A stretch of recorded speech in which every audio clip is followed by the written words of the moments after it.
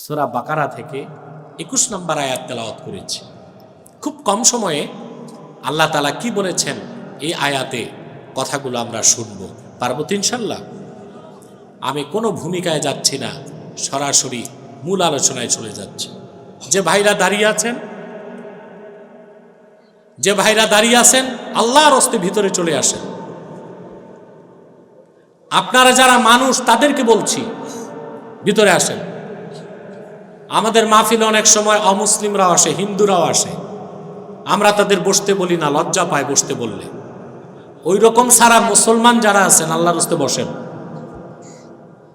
1 সেকেন্ডে বসে যান, বসেন। আল্লাহ পাক কোরআন কারীমে আজ থেকে ১৫০০ বছর আগে আপন দোস্ত মুহাম্মদ সাল্লাল্লাহু আলাইহি ওয়াসাল্লামের কাছে অবতীর্ণ কোরআনে সূরা বাকারায় ২১ নম্বর আয়াতে বিশ্বের সমস্ত মানুষকে ডেকে বলেন, ইয়া আইয়ুহান নাস, হে মানব জাতি, উ'বুদু রাব্বাকুম, তোমরা তোমাদের রবের ইবাদত করো। কার ইবাদত? জোরে মাতো না ভাই, কার ইবাদত? আল্লাযী খালাকাকুম, যিনি তোমাদেরকে সৃষ্টি করেছেন। ওয়াল্লাযীনা মিন ক্বাবলিকুম, তোমাদের পূর্ববর্তীদেরকে সৃষ্টি করেছেন। কেন? লাআল্লাকুম তাত্তাকুন, যেন তোমরা হারাম থেকে বাঁচতে পারো, শিরক থেকে বাঁচতে পারো, কুফর থেকে বাঁচতে পারো, জাহান্নাম থেকে বাঁচতে পারো। হুকুম কার? প্রত্যেকটি মানুষের জীবনে 3টি প্রশ্ন, 4টি প্রশ্ন থাকে। কয়টি? জোরে মাতো না ভাই। এটাকে আপনি বলতে পারেন ফিলসফি অফ লাইফ, জীবন দর্শন। আপনার জীবনে একটা দর্শন আছে, কি আছে? এই জীবন দর্শন নিয়ে যদি আপনি চিন্তা করেন, আপনিও একজন দার্শনিক। যদিও খাতায় কলমে দার্শনিক না, কাজে কর্মে আপনি কি হবেন? দার্শনিক। কয়টি প্রশ্ন? বসে যান। প্রথম প্রশ্ন, আমি কে? আমি, আমার কি পরিচয়? কোরআন এ কথার জবাব দিচ্ছে। আল্লাহ পাক বলেন, ওয়ালাকাদ কাররামনা বনি আদামা ওয়া হামালনাহুম ফিল বাররি ওয়াল বাহরি ওয়া রাযাকনাহুম মিনাত তাইয়্যিবাত। আমি আদম সন্তানদেরকে গোটা সৃষ্টি জগতের মধ্যে রেসপেক্টেড করেছি, সম্মানিত করেছি, দামি বানায় দিয়েছি, মুআজ্জাজ করেছি। জল এবং স্থলে তাদেরকে কর্তৃত্ব দিয়েছি। আর পৃথিবীর সবচেয়ে মূল্যবান দামি জিনিসগুলোকে তাদের জন্য রিজিক বানায় দিয়েছি। তাহলে আমি কে? আমি আল্লাহর শ্রেষ্ঠ সৃষ্টি। সুবহানাল্লাহ বলবেন না? আমার পরিচয় কি? আমি আল্লাহর শ্রেষ্ঠ সৃষ্টি, আমি আল্লাহর সুন্দরতম সৃষ্টি, আমি আল্লাহর প্রিয় সৃষ্টি। সুবহানাল্লাহ। এখনই কোরআন হাদিস যাদের কাছে নাই, অবিশ্বাসী, নাস্তিক, সংশয়বাদী আছে না বাংলাদেশে? যাদের কাছে কোরআন হাদিস নাই, তাদেরকে যদি জিজ্ঞেস করেন আমি কে, তো তারা জবাব নিবে তাদের বিজ্ঞান থেকে। কিসের থেকে? কিসের থেকে নিবে? বিজ্ঞান থেকে। তো বিজ্ঞানের নামে আমাদের দেশে কি পড়ানো হয় আপনারা দেখতেছেন। এই যে নতুন বই আসছে, সমাজবিজ্ঞান, ইতিহাস, সমাজবিজ্ঞান, জীববিজ্ঞান, প্রাণীবিজ্ঞান, এগুলোতে কি শেখানো হচ্ছে? ওইটা বিজ্ঞান না, বিজ্ঞানের নামে গাঁজাখুরি মতবাদ। এই গাঁজাখুরি মতবাদের একটা গল্প তার আবিষ্কার করছে আবার বিজ্ঞান, যে কোটি কোটি বছর আগে কিছুই ছিল না। কিছু যে ছিল না দেখলো কে?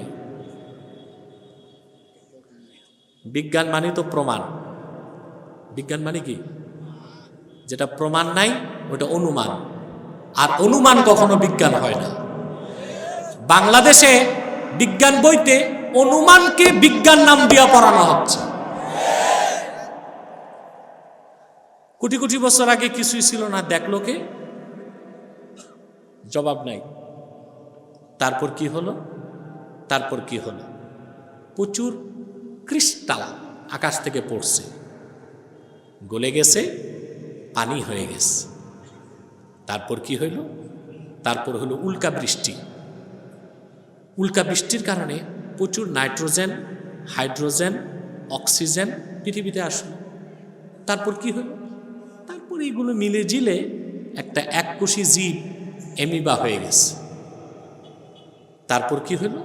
তারপর ফিউশন, কোষ বিভাজনের মাধ্যমে তা হয়ে গেল কীট, বিবর্তনের মাধ্যমে কীট হয়ে গেল ব্যাঙ, ব্যাঙের আর পানিতে ভাল লাগে না, চলে আসছে ডাঙ্গায়। ব্যাঙ বিবর্তনে হয়ে গেছে গিনিপিগ। তারপর এই এভুলেশন, বিবর্তনের মাধ্যমে গিনিপিগ হয়ে গেছে পরবর্তীতে শিম্পাঞ্জি, ওরাং ওটাং, হনুমান, বানর। তারপর কি হয়েছে? লক্ষ লক্ষ বছর আগে বানর দাঁড়ায় গেছে, ল্যাস পড়ে গেছে, দৌড় দিছে, হয়ে গেছে মানুষ। নাউজুবিল্লাহ বলবেন না? এটা নাকি বিজ্ঞান?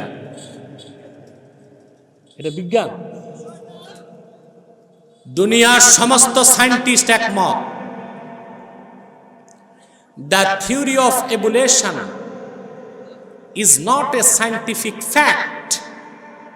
It is nothing but hypothesis of Charles Darwin. বিবর্তনবাদ কোনো বৈজ্ঞানিক মতবাদ নয়, এটা চার্লস ডারউইনের একটা গাঁজাখুরি মতবাদ। তাহলে আমার প্রশ্ন, 17,46,00,000 মানুষের বাংলাদেশে 14 কোটি তো মুসলমান, আর সেই 14 কোটি মুসলমানের রক্ত পানি করা ঘামের পয়সায় যে দেশ চলে, শিক্ষা মন্ত্রণালয় চলে, সেখানে বিজ্ঞানের নামে বানর তত্ত্ব পড়ানো হোক, এটা মুসলমান মেনে নিতে পারে না। এটা হচ্ছে আমি কে? বিজ্ঞান পরিচয় দিল, আপনি বানর, আপনি কি? বানরের গোষ্ঠী। আর আল্লাহর কোরআন বলছে না, আপনি মানুষ, আপনি আদম সন্তান, আপনি আল্লাহর শ্রেষ্ঠ সৃষ্টি। বলেন সুবহানাল্লাহ। প্রথম প্রশ্নের উত্তর পাইছেন? মাতো না ভাই। দ্বিতীয় প্রশ্ন, what is the origin of man? মানুষের আদি উৎস কি? কোথা থেকে মানুষ? কোরআন শরীফ জবাব দিচ্ছে, وَقُلْنَا يَا آدَمُ اسْكُنْ أَنْتَ وَزَوْجُكَ الْجَنَّةَ وَكُلَا مِنْهَا رَغَدًا حَيْثُ شِئْتُمَا وَلَا تَقْرَبَا هَذِهِ الشَّجَرَةَ فَتَكُونَا مِنَ الظَّالِمِينَ। আল্লাহ রাব্বুল আলামিন বলেন, আমি আদমকে বললাম, হে আদম, তুমি এবং তোমার স্ত্রী পরমানন্দে জান্নাতে বসবাস করো, যা খুশি তা প্রাচুর্যের সাথে ভক্ষণ করো, খাও, তবে একটি বৃক্ষের কাছেও যেও না, যদি যাও স্বামী স্ত্রী তোমরা ক্ষতিগ্রস্তদের কাতারে সামিল হয়ে যাবে। তাহলে আমরা জবাব পেলাম, আমাদের আদি উৎস হচ্ছে জান্নাত। আমাদের বাবার বাড়ি, জোরে বলতে হবে, মায়ের বাড়ি, বাবার বাড়ি, আসল বাড়ি, বাবার বাড়ি, আসল বাড়ি। তাহলে আমাদের উৎস হচ্ছে আমরা জান্নাত থেকে। কোথেকে? আর তথাকথিত বিজ্ঞান সে বলতেছে আমাদের উৎস আমরা কোত্থেকে? জঙ্গল থেকে। কারণ বানরের বাড়ি কই? আর কোরআন বলতেছে আমরা জান্নাত থেকে। আর মানুষের বিজ্ঞান নামের অনুমান বলতেছে আমরা জঙ্গল থেকে। কোথায় জান্নাত, কোথায় জঙ্গল? তাহলে একটি কথা স্পষ্টই বলে যায়, মানুষ ও মানবতার সম্মানকে সমুন্নত করেছে একমাত্র আল্লাহর কোরআন।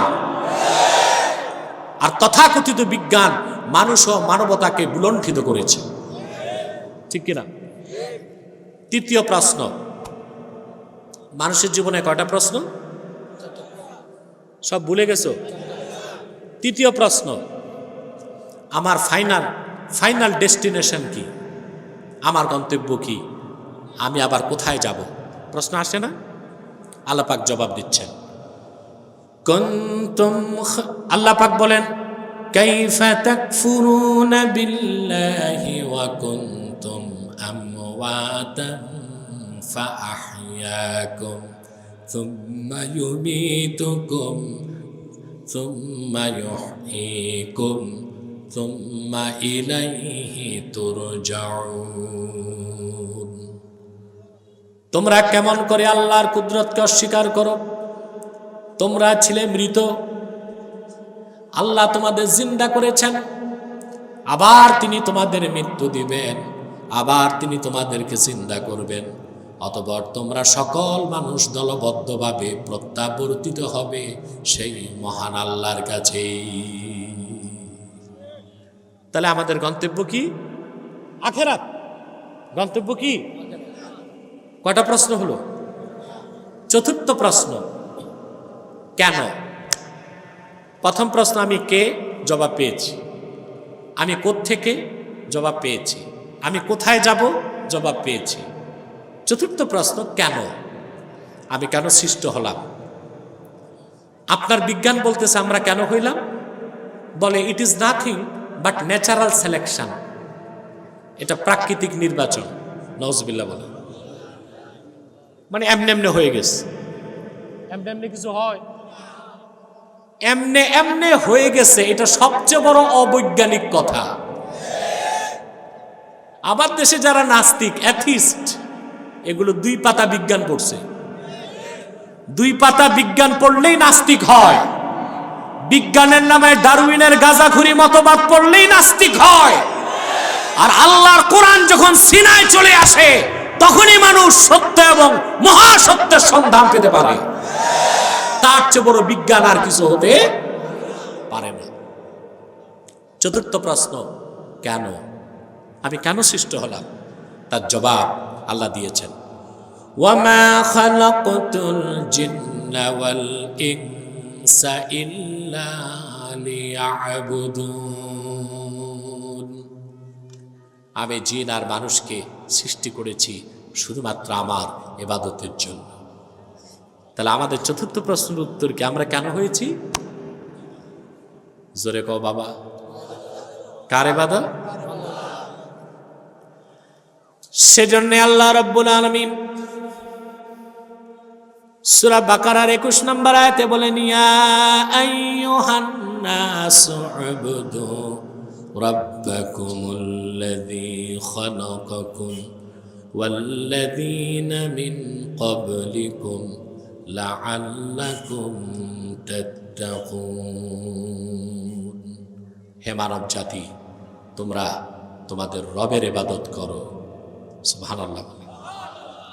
ইবাদত হবে কার? রবের। কার? জোরে বলেন, আল্লাহর। কোরআন শরীফের এই আয়াতের দিকে লক্ষ্য করলে আপনি অবিশ্বাসীদের, নাস্তিকদের কিছু প্রশ্নের উত্তর পাবেন। বাংলাদেশে যারা চেতনায় বিশ্বাসী, কিছু বিশ্বাসী, কথায় কথায় বলে আমরা অসাম্প্রদায়িক বাংলাদেশ চাই। বেশ ভালো কথা। তারপর যত নতুন বই ছাপছে ক্লাস 7-এ, 9ম শ্রেণী, 10ম শ্রেণী, এই বইয়ের প্রথম পৃষ্ঠাতেই দেখবেন যে শিক্ষা ব্যবস্থার মূল নীতি অসাম্প্রদায়িক শিক্ষা। কি শিক্ষা?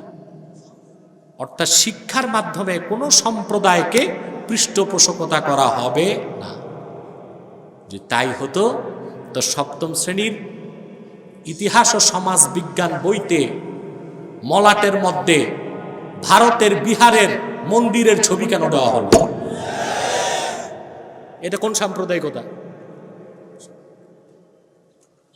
সেই বইতে সপ্তম শ্রেণীর বই, না কেউ নামবে না, থাক, ডিস্টার্ব হবে বাবা, থাক, উঠে গেছে থাক। সপ্তম শ্রেণীর সমাজ বিজ্ঞান বইতে বাংলাদেশের ৬০ গম্বুজ মসজিদের ছবিও তো আছে, সেটা দিলা না। ভারতের বিহারের পাটনা হিন্দু মন্দিরের ছবি দিয়া তারপর বলো অসাম্প্রদায়িক শিক্ষা দিবা। অসাম্প্রদায়িকতার নামে তথাকথিত নাস্তিক বুদ্ধিজীবীরা ইসলাম মুক্ত বাংলাদেশ গড়তে চায়, আর শিক্ষা ব্যবস্থার মাধ্যমে হিন্দুত্ববাদকে কায়েম করতে চায়। 14 কোটি মুসলমান তা হতে দিবে না।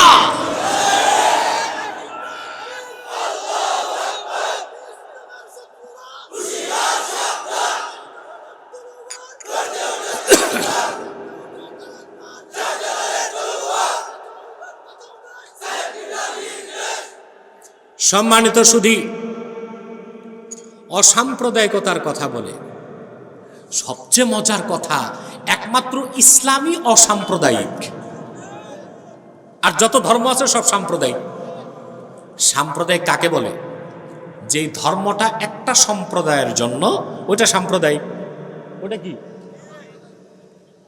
যেমন হিন্দু ধর্ম, এটা একটা সম্প্রদায়ের। ইহুদি ধর্ম নাম বলতেছে এটা একটা সম্প্রদায়ের। খ্রিস্টান ধর্ম নাম বলতেছে এটা একটা সম্প্রদায়ের। বৌদ্ধ ধর্ম নাম বলতেছে এটা বৌদ্ধ সম্প্রদায়ের। সারাটি কোরআন শরীফে গভীরভাবে যদি আপনি তাকান, মুহাম্মদ সাল্লাল্লাহু আলাইহি সাল্লামের আনিত মহাসত্য দিন ইসলাম, ইসলামকে কোথাও মুসলমানের ধর্ম বলা হয় নাই। হয়েছে? দিনুল মুসলিমিন বলা হয়েছে? ইসলাম মুসলমানের ধর্ম বলা হয়েছে না। কি বলা হয়েছে? ইযা জাআ নাসরুল্লাহি ওয়াল ফাতহ ওয়া রাআইতান নাসা ইয়াদখুলুনা ফি দীনিল্লাহি আফওয়াজা। ইসলামকে বলা হয়েছে দিনুল্লাহ, আল্লাহর দিন, আল্লাহর ধর্ম, আল্লাহর দিন, আল্লাহর জমিনে আল্লাহর বান্দারা কায়েম করবে, সেখানে সাম্প্রদায়িকতার ধোঁয়া তোলার কোনো সুযোগ নাই। এত ইউটিউবার সব এসে আমার ঘাড়ি চাপছে, এটা তো আলাদা স্ট্যান্ডও দেওয়া যেত।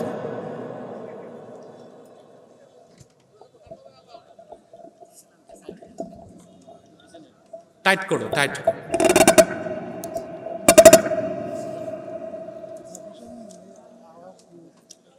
এদিকে আসো, এদিকে আসো।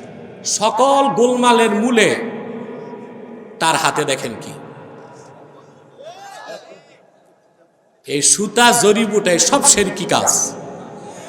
তোমার হাতটাই শেরকি হাত হয়েছে, এই জন্য মাইক ডিস্টার্ব। খোলো এটা, খোলো খোলো। এতক্ষণে বুঝলাম আমি গোলমাল কোথায়। কোরআন হাদিস থেকে লিখে তাবিজ ব্যবহার করা যাবে, কিন্তু সুতা, ফিতা, জড়ি, বুটা, নড়ি, কড়ি, পাথর, এই জড় পদার্থ বরকতের জন্য ঝুলানো শিরকি কাজ। এগুলো থেকে দূরে থাকবেন, আল্লাহ আমাদের হেফাজত করুন।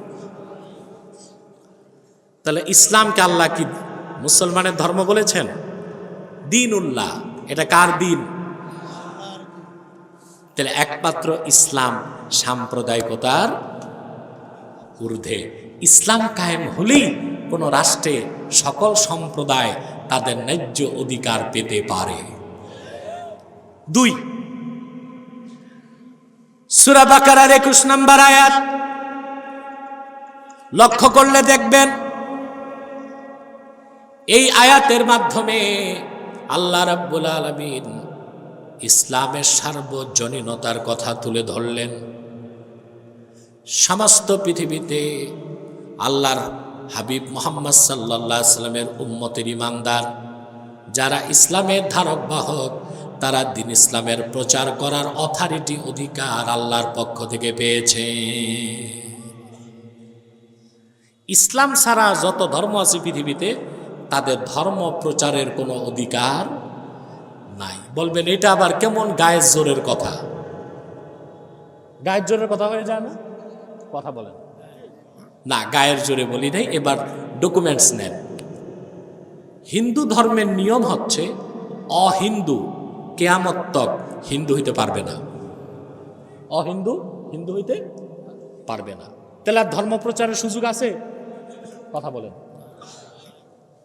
ইহুদি ধর্ম, তাদেরও নিয়ম, ইহুদির ঔরসজার সন্তান ইহুদি হবে, অইহুদি ইহুদি হতে পারে না, জায়নিস্ট হতে পারে। জিউস আর জায়নিস্ট এক জিনিস নয়। বৌদ্ধ ধর্মের একই নিয়ম, বৌদ্ধর ঘরেই বৌদ্ধ, অবৈধ বৌদ্ধ হইতে পারে না। তাহলে মুসলিম ছাড়া ধর্ম প্রচার করে শুধু একটা জাতি, খ্রিস্টান জাতি করে না? ওরাই তো বেশি উৎপাত করে বাংলাদেশে। এবার দেখেন, খ্রিস্টানদেরও ধর্ম প্রচার করার কোনো অধিকার জেসাস যিশু দেয় নাই। কেন? নিউ টেস্টামেন্ট, বাইবেলের যে নতুন সংস্করণে এসেছে, বাইবেলে লেখা, আমাদের কথা না, বাইবেলের কথা। জেসাস বলেছে, যাকে যিশু বলা হয়, যাকে আমরা ঈসা বলি, তিনি বলেছেন, আমি প্রেরিত হয়েছি শুধুমাত্র বনি ইসরায়েলের হারানো ম্যাশগুলোকে উদ্ধার করতে। তাহলে বাইবেল সাক্ষী দিচ্ছে জেসাস যিশু খ্রিস্ট ধর্ম এনেছিল শুধু বনি ইসরায়েলের জন্য। তাহলে সারা বাংলাদেশে খ্রিস্টানরা ঘুরে ঘুরে মানুষকে খ্রিস্টান বানাচ্ছে। বাংলাদেশে তো সব বাঙালি, এরা তো কেউ বনি ইসরায়েল না। তো বনি ইসরায়েলের ধর্ম বাঙালির কাছে প্রচার করার কোনো অধিকার তো জেসাস তাদেরকে দেয় নাই। তো ধর্ম প্রচার করা তাদের ধর্মীয় গ্রন্থের আলোকে জায়েজ কাজ না নাজায়েজ কাজ? আমাদের ফতুয়া না বাইবেলের ফতুয়া? তাহলে আমি কি গায়ের জোরে বলেছি? দ্বিতীয় কথা, জেসাস যেই যুগের জন্য ধর্ম নিয়ে এসেছিল তখন ঠিক ছিল, পরবর্তীতে মেয়াদ উত্তীর্ণ হয়ে গেছে, ডেট ফেল হয়ে গেছে, রিজেক্ট হয়ে গেছে, এখন আর এটা চলবে না। ওষুধ যত দামি হোক, যদি মেয়াদ চলে যায়, ওই মেয়াদ উত্তীর্ণ ওষুধ খাইলে ভালো রোগীও মারা যাবে, ঠিক কিনা? এবার দেখেন মুসলমান, পূর্বে যত নবী এসেছেন তারা ছিলেন আঞ্চলিক নবী, একটি অঞ্চলের জন্য। তারা ছিলেন সাম্প্রদায়িক নবী, একটি সম্প্রদায়ের জন্য।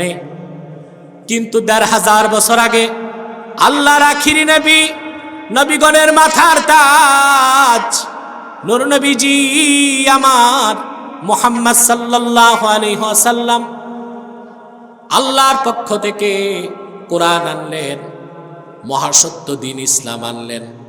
তিনি শুধু আরববাসীর জন্য আসেন নাই, তিনি এসেছেন গোটা বিশ্ব মানবতার কল্যাণের জন্য, হেদায়েতের জন্য। সেজন্য রাসূলুল্লাহ ডাক দিয়ে বলেন নাই, হে আরববাসী আল্লাহর ইবাদত করো। তিনি বলেছেন, ইয়া আইয়ুহান নাস, হে মানব জাতি আল্লাহর ইবাদত করো। সুবহানাল্লাহ। তিনি এসেছেন ১৫০০ বছর আগে গোটা বিশ্ব মানবতার কল্যাণে, বলেন সুবহানাল্লাহ। তাহলে ইবাদত হবে কার? এখন সত্য করে বলেন, আপনারা কি আল্লাহর ইবাদত করেন? কেমনে করবেন ভাই? আল্লাহর ইবাদত তো বুঝেনি না। দেখছেন আমাদের প্যান্ডেল তো ভরে গেছে, এই যে হাজার হাজার ভাই দাঁড়ায় আছেন কেন? বসেন না ভাই, পিছনে যে বসেন। মাহফিলের পরিবেশ যত সুন্দর হবে, আপনার কবরটা তত সুন্দর হবে। তারপরও 2 কদম হাঁটবে না, এখানেই বসবে। থাক, বসেন বসেন। এই মাঠে জায়গা হবে না তো ইনশাল্লাহ, মুনাজাত পর্যন্ত দেখবেন ফিল ফুল হয়ে গেছে আল্লাহর হুকুমে। বলেন আল্লাহুম্মা আমিন। আল্লাহ কবুল করুক, আল্লাহ মঞ্জুর করুক। আমরা মুনাজাত করব একটু পরে, জুমার দিনের মুনাজাত কবুল হয়ে যাবে। সম্মানিত সুধী, আল্লাহর ইবাদত কি বুঝেন আপনারা? ইবাদত অর্থ কি? আপনারা ইবাদত বুঝেন নামাজ, রোজা, হজ, যাকাত। দাড়ি টুপি জুব্বা কুর্তা, ঠিক কিনা? সেজন্য আপনারা নামাজও পড়েন, আবার সুযোগ পাইলে সুদও খান। আপনার নামাজও পড়েন, বিচার আচারে গেলে দুই দিক থেকে 2 পাইস। হ্যাঁ, লম্বা দাড়ি আছে, পাগড়ি আছে আপনাদের, কোন পীরেরও মুরিদ হইতে পারেন, কিন্তু সুযোগ পাইলে গরিব মুসলমান ভাইয়ের জায়গা আস্তে আস্তে ধাক্কা ধাক্কি করেন। কেন করেন? আল্লাহর ইবাদত বুঝেন নাই। ইবাদতের সংজ্ঞায় হাফেজ জালালউদ্দিন সুয়ুতি রাহমাতুল্লাহ লেখেন, ইবাদত অর্থ হচ্ছে ইমতিসালুল আওয়ামির ওয়া ইজতিনাবুন নাওয়াহি। ঈমান আনার পরে কোরআন হাদিসের সব আদেশকে মানা আর সব নিষেধকে ছাড়া, তার নাম হচ্ছে ইবাদত। নামাজ পড়বেন, সুদ ছাড়বেন, রোজা রাখবেন, ঘুষ ছাড়বেন, হজ করবেন, জেনা ব্যভিচার ছাড়বেন, ঠিক কিনা বলেন? দাড়ি রাখবেন, মিথ্যা কথা ছাড়বেন, জুব্বা লাগাবেন, চগলখড়ি ছাড়বেন, পাগড়ি লাগাবেন, গীবত করবেন না, ঠিক কিনা বলেন? আদেশ মানা, নিষেধ ছাড়া, তার নাম কি? ইবাদত। ইবাদতের দ্বিতীয় সংজ্ঞা দিয়েছেন বিশ্ববরণ্য মুফাসসির ইমামে বাগাভী রাহমাতুল্লাহ তাফসীর মাআলিমুত তানজিলের মধ্যে সংজ্ঞা লিখেছেন, ইবাদত হচ্ছে আল ইতাআতু মা'আজ জিল্লাতি ওয়াল খুদু, একনিষ্ঠ চিত্তে নিজকে তুচ্ছ মনে করার দ্বারা আল্লাহ তার রাসূল মুহাম্মদ সাল্লাল্লাহু আলাইহি সাল্লামের আনুগত্যকে জীবনের সকল ক্ষেত্রে মাথা পেতে নেবার নাম হলো ইবাদত। বলেন সুবহানাল্লাহ। এই অর্থে কি আপনারা ইবাদত করেন? আমি তো কবরস্থানে না, আমি মাহফিলে। জি হয় টি হয় কিছু বলো একটা, আমার কথা বুঝতেছেন? ইবাদতের দ্বিতীয় সংজ্ঞা কি? ঈমান আনার পরে আল্লাহ ও তার রাসূল মুহাম্মদ সাল্লাল্লাহু আলাইহি সাল্লামের আনুগত্যকে বিনা প্রশ্নে মস্তক পেতে মেনে নিতে হবে, তার নাম ইবাদত। এইভাবে কি ইবাদত করেন আপনারা? কথা বলে না। আমি একটু ব্যাখ্যা দিই।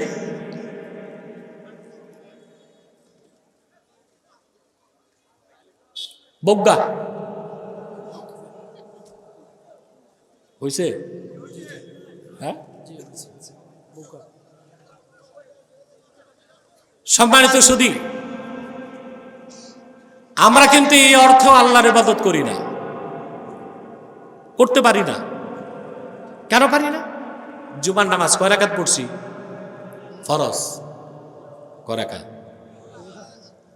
আমি যদি বলতাম যে না, আজকে তো ওয়াজও আছে, 1 রাকাত পড়ি, মানতেন?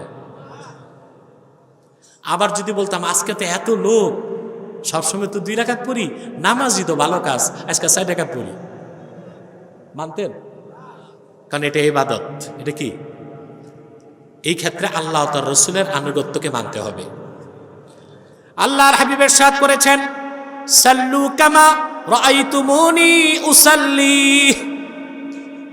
নামাজ পড়ো সেভাবে যেভাবে দেখেছো আমি রাসূল নামাজ পড়ি।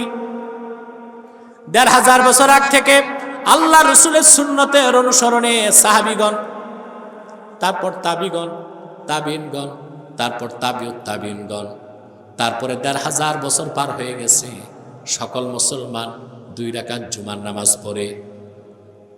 4 পড়ার সুযোগ নাই, 3 পড়ার সুযোগ নাই, 1 পড়ার সুযোগ নাই। কারণ আপনি আল্লাহর ইবাদত করেন, এই ক্ষেত্রে আল্লাহ তার রাসূলের আনুগত্যকে মানতে হয়। কিন্তু নামাজের বাইরে জীবনের একটা বিরাট অংশে আপনার পোশাক আশাক, উঠা বসা, চলন বলন, আইন ও কানুন, লেনদেন, ক্রয় বিক্রয়, ব্যবসা বাণিজ্য, সংস্কৃতি, শিক্ষানীতি, রাজনীতি, পৌরনীতি, পররাষ্ট্রনীতি, জীবনের একটা বিরাট অংশে আপনি আল্লাহ তার রাসূলের হুকুমকে মানেন না। ওই ক্ষেত্রে তাগুত, কাফের, মুশরিক, বেঈমানদের অনুসরণ করছে। দেখে আপনি আল্লাহর ইবাদত করতেছেন? কথা বলেন, হচ্ছে আপনার দ্বারা? আপনি জীবনকে দুইটা রঙে রঙিন করেছেন। জীবনের এক অংশে কোরআনের রং, জীবনের আরেক অংশে শয়তানি রং। কবি গালেব তিরস্কার করে বলেছেন, দো রঙ্গি ছোড় দে এক রঙ্গ হো যা, সরাপা মোম বন ইয়া সঙ্গ হো যা। মুসলমান, দুই রং ছাড়ো, এক রং ধরো। দুই রং ছাড়ো, এক রং ধরো। হয় তুমি মোমের মতো গলে খাঁটি মুমিন মুসলমান হয়ে যাও, নতুবা কাফেরের মতো, পাথরের মতো শক্ত হয়ে কাফের হয়ে যাও। কিছু ইসলাম, কিছু অন ইসলাম, কিছু দিনদারি, কিছু বদ্দিনী। একদিকে দাড়ি টুপি জুব্বা কুর্তাও থাকবে, আরেকদিকে তুমি শিরক ও কুফরে লিপ্ত থাকবা। এটা ধোঁকাবাজি, প্রতারণা। এটা মুসলমানের চরিত্র নয়, এটা মুনাফিকের চরিত্র। ইবাদত হবে কার? সেটা কি? আল ইতাআতু মা যিল্লাতি ওয়াল খুদু। জীবনের সকল ক্ষেত্রে কোরআন হাদিসের বিধানকে মানতে হবে। আমরা কি এভাবে আল্লাহর ইবাদত করব? করব? কার ইবাদত? রবের ইবাদত। রবের ইবাদত যদি পুরা করতে চান, পুরা, তাহলে আপনাকে তিনটা শর্ত পূরণ করতে হবে। কয়টা? আমার কথাগুলো শুনতেছেন? কয়টা শর্ত বলবো? আল্লাহ পাক বলেছেন, কুল ইয়া আহলাল কিতাবি তাআলাউ ইলা কালিমাতিন সাওয়াইন বাইনানা ওয়া বাইনাকুম আল্লা না'বুদা ইল্লাল্লাহ ওয়া লা নুশরিকা বিহি শাইআ ওয়া লা ইয়াত্তাখিযা বা'দুনা বা'দান আরবাবাম মিন দুনিল্লাহ। আল্লাহ রাব্বুল আলামিন বলেন, মুহাম্মদ সাল্লাল্লাহু আলাইহি সাল্লাম আপনি বলুন, হে আহলে কিতাব, তাআলাউ ইলা কালিমাতিন সাওয়াইন বাইনানা ওয়া বাইনাকুম, আসো একটি কথায় আমরা এবং তোমরা ঐকমত্য স্থাপন করতে পারি। আমরাও মানতে পারি, তোমরাও মানতে পারো। সেটা কি? আল্লাহ না'বুদা ইল্লাল্লাহ, আমরা আল্লাহ ছাড়া কারো ইবাদত করব না। ওয়ালা নুশরিকা বিহি শাইআ, আল্লাহর সঙ্গে কাউকে শরীক করব না। ওয়ালা ইয়াত্তাখিযা বা'দুনা বা'দান আরবাবাম মিন দুনিল্লাহ, আর আমরা মহান আল্লাহকে বাদ দিয়ে মানুষ হয়ে মানুষকে রব বানাবো না। কয়টা শর্ত? কথা বলে না। আমরা বাঙালি মুসলমান প্রথম দুইটা শর্ত পূরণ করছি, ইবাদত করি আল্লাহর, আল্লাহর সাথে কাউকে শরীক করি না। কিন্তু তৃতীয় যে শর্ত, আল্লাহকে বাদ দিয়া মানুষ হয়ে মানুষকে রব বানাবো না, দুঃখজনক সত্য, সেই 3 নাম্বার ঈমানের শর্ত আমরা পূরণ করতে পারি না। আমরা আল্লাহকে বাদ দিয়া মানুষ হয়ে মানুষকে রব বানাই। মানেন নাই আমার কথা? কথা বলেন, কান পেতে শোনেন। সূরা আলে ইমরানে এই আয়াত নাজিলের পরে, সূরা আলে ইমরানে এই আয়াত নাজিলের পরে ১৫০০ বছর আগে আরবে মদিনাতুল মুনাওয়ারাতে ইহুদিদের সবচেয়ে বড় আলেম ছিল আব্দুল্লাহ ইবনে সালাম। তিনি তখনও মুসলমান হন নাই। তিনি আল্লাহর হাবিবের কদমের সামনে এসে উপস্থিত হয়েছে। এসে বলেন, ইয়া রাসূলুল্লাহ সাল্লাল্লাহু আলাইহি সাল্লাম, আমরা ইহুদিরাও তো আল্লাহকেই রব মানি, তা আল্লাহ আমাদেরকে তিরস্কার করলেন কেন? আমরা যেন আল্লাহকে বাদ দিয়া মানুষ হয়ে মানুষকে রব না বানাই। আল্লাহর হাবিব বললেন, আব্দুল্লাহ ইবনে সালাম, তোমাদের ইহুদি ধর্মের আলেমরা যেটাকে হালাল বলে তোমরা সেটা হালাল মানো কিনা? সে বলল, জি। আল্লাহর হাবিব বললেন, তোমাদের ইহুদি ধর্মের পুরোহিত যারা, আহবার যারা, রহবান যারা, তারা যেটারে হারাম ঘোষণা করে তোমরা সেটা হারাম মানো নাকি? যেমন আল্লাহ তাআলা উটের গোশত হালাল করেছেন, ইহুদি আলেমরা হারাম ফতোয়া দিয়েছে। আল্লাহ হালাল করেছেন সেটা ইহুদি আলেমরা হারাম ঘোষণা করেছে। রাসূলুল্লাহ যখন আব্দুল্লাহ ইবনে সালামকে প্রশ্ন করলেন, তিনি মস্তক নত করে বললেন, জি, আমাদের ইহুদি আলেমরা যে আইন বানায় হালাল করে আমরা তা মানি, যেটাকে হারাম হিসেবে আইন বানায় আমরা বাদ দিই। আল্লাহর হাবিব বললেন, এটাই তো রবের কাজ। কোনটা হালাল কোনটা হারাম, কোনটা জায়েজ কোনটা না জায়েজ, কোনটা আইন কোনটা বেআইন, কোনটা বৈধ কোনটা অবৈধ, তা বলার অধিকার কোনো মানুষের নাই। এটার একমাত্র সার্বভৌমত্বের মালিক আমার আল্লাহ রাব্বুল আলামিন।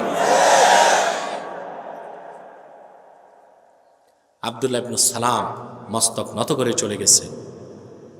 কথা বুঝতেছেন? আমরা করলাম কি? আমরা মুসলমান। কোন মুসলমান?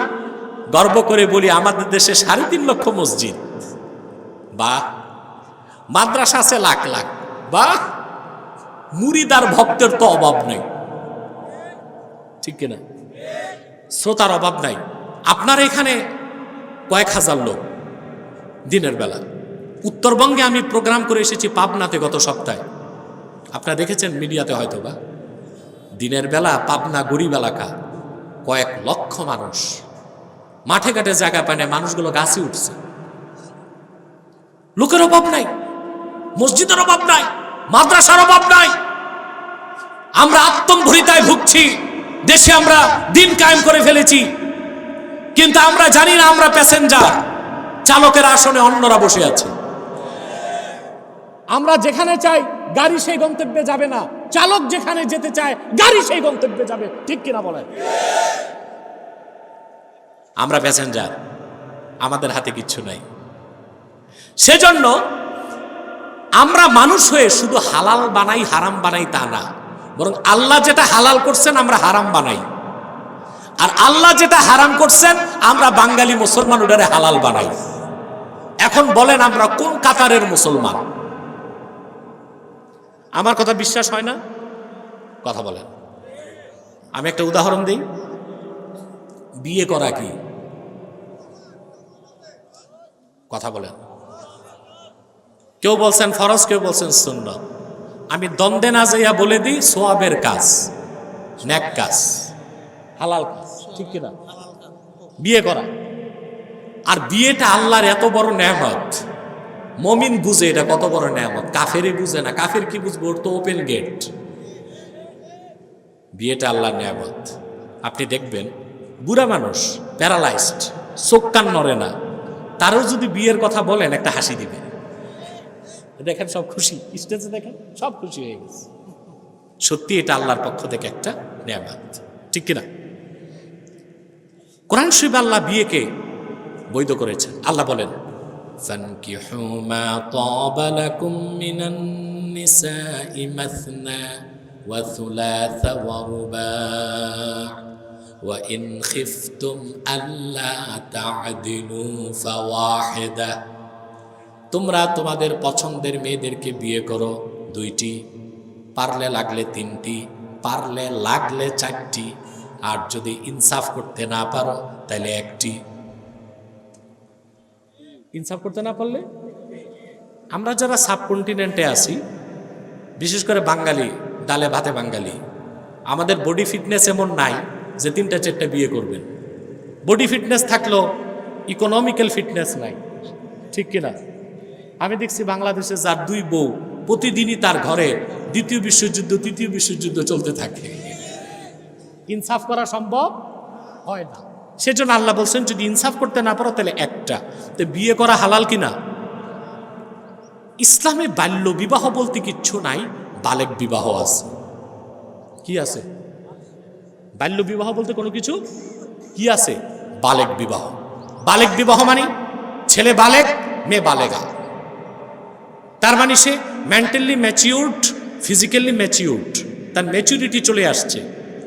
আবার আল্লাহর হুকুম, আল্লাহর হাবিবের নির্দেশ, মেয়েকে জবরদস্তি বলা যাবে না এই ছেলের কাছে বিয়ে বসো। মেয়ে যদি পছন্দ করে রাজি হয়, ছেলে যদি পছন্দ করে, তাইলে বিয়ে চলবে। তাহলে বাল্য বিবাহ ইসলামে নাই, কিন্তু বালেগ বিবাহ আছে। কিন্তু আমরা সেই বালেক বিবাহকে নিজের আইন তৈরি করে বাধা দিয়ে দিছি। একটা হালাল কাজকে হারাম ঘোষণা করছি আমরা। কিভাবে?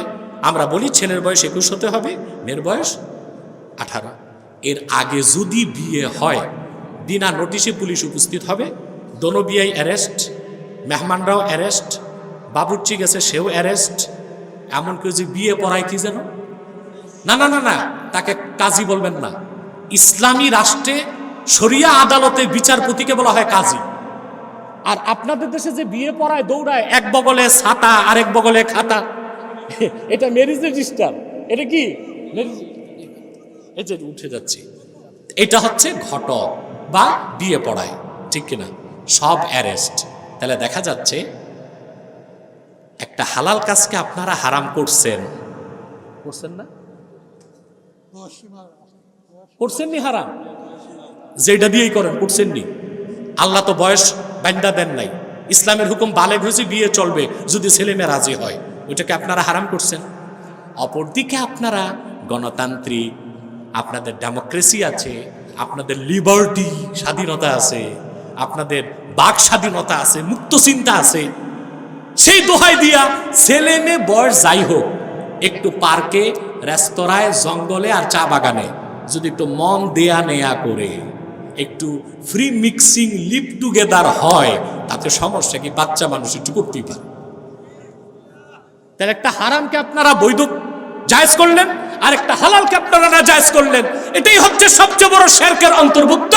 আপনারা আল্লাহকে বাদ দিয়া মানুষ হয়ে মানুষকে রব বানাচ্ছেন। যেদিন এই শিরকি কাজ বাদ দিতে পারবেন, আপনারা আল্লাহর বান্দা হয়ে যাবেন, আল্লাহর ইবাদত আপনারা পরিপূর্ণভাবে করতে পারবেন। জীবন হবে দুনিয়ায় সার্থক, পরকালে পাবেন জান্নাত। সাদাকাল্লাহুল আযীম ওয়া সাদাকা রাসূলুহুন নবিয়ুল কারীম।